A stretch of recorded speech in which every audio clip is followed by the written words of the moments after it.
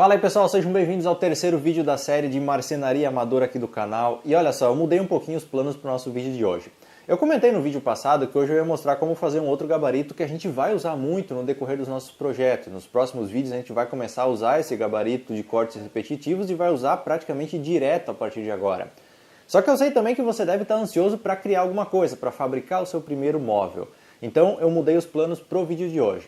E hoje, ao invés de ensinar como criar um outro gabarito, eu vou mostrar para você como você pode fazer uma mesinha de centro, uma mesinha lateral, uma mesinha de apoio super simples, usando apenas 2 pedaços de compensado e 4 cabides de madeira. É muito fácil de fazer, é um projeto bacana para você que está começando, e eu acho que assim você vai ter um ânimo a mais também para continuar na série e começar a planejar os seus próximos móveis.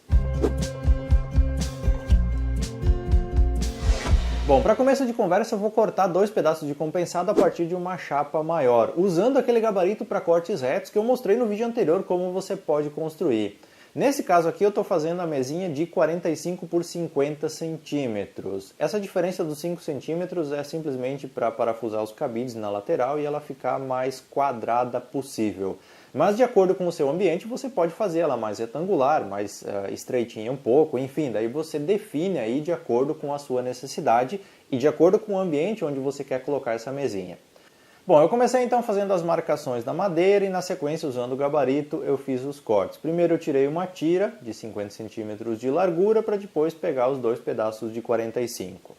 Aqui o único detalhe que você precisa observar é em relação às medidas, sempre cortar do mesmo lado para você ter a medida exata de ambas as peças. Por que eu digo isso? Porque tem aquela questão da largura do disco, então de acordo com o lado que você corta, você vai tirar 2, 3 milímetros, que é a largura de corte, o material desperdiçado durante o corte.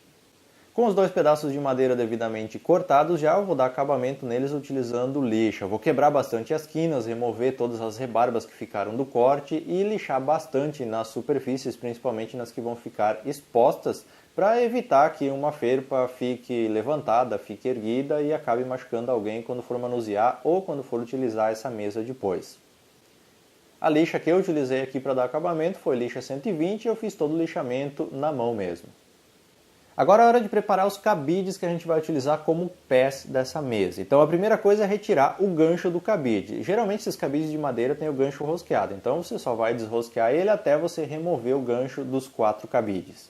Na sequência você precisa marcar e furar esses cabides onde você vai parafusar para fazer o tampo e a prateleira da mesa, no caso desse projeto que eu estou fazendo aqui. Eu fiz a furação na ponta do cabide a aproximadamente 3,5 centímetros do topo do final dele e um pouquinho acima do centro do cabide. Eu fiz esse furo utilizando uma broca com escareador para encaixar a cabeça do parafuso posteriormente. E aqui você precisa observar um detalhe, 2 cabides precisam ser furados de um lado e 2 precisam ser furados do lado oposto. Você precisa inverter eles para depois você conseguir colocar eles e todos ficarem certinhos em cada canto da mesa.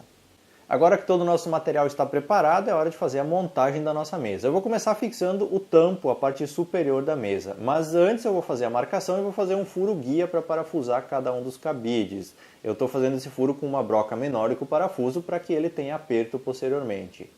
Agora que o tampo da mesa já está preso, já está parafusado, é hora de colocar a outra prateleira da mesa, a parte que vai fixada mais ou menos ao centro dos cabides. Para colocar essa prateleira, digamos assim, eu usei um esquadro para medir a distância do topo em relação a essa prateleira, para que ela ficasse exatamente igual em todos os cantos, ou seja, para que a distância de cada canto ficasse exatamente idêntica em relação ao tampo, fazendo assim com que a nossa montagem fique simétrica.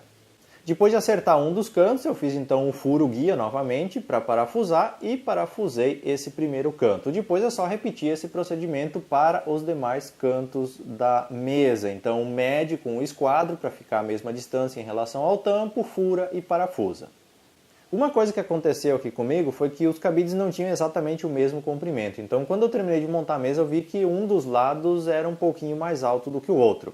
Para resolver isso, eu peguei em diagonal os cabides dos cantos que eram mais compridos, mais longos do que os demais, e desbastei eles um pouquinho usando uma lixa para que eles ficassem exatamente do mesmo tamanho dos demais, garantindo assim que a mesa não fique balançando quando ela estiver colocada no chão.